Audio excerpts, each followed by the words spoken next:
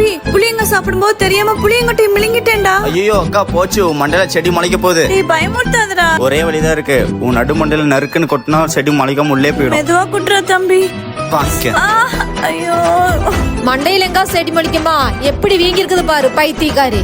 ஐ எனக்கு strawberry ice cream, உனக்கு வெறும் வெண்ணிலா தானா? ஆமாண்டா. ஏய் ஸ்ட்ராபெரி கொஞ்சம் தாடா, உனக்கு நான் வெண்ணிலா தரேன். ஆனா ஸ்ட்ராபெரி ரொம்ப பெருசு, நான் உனக்கு இதுல 1 ஸ்பூன் தந்தா அதுல இருந்து நீ எனக்கு 2 ஸ்பூன் தரணும். தரேன். என்ன இவ்வளவு மக்கா இருக்கா? சூப்பர். நல்லா இருந்துச்சா? சரி கொடு.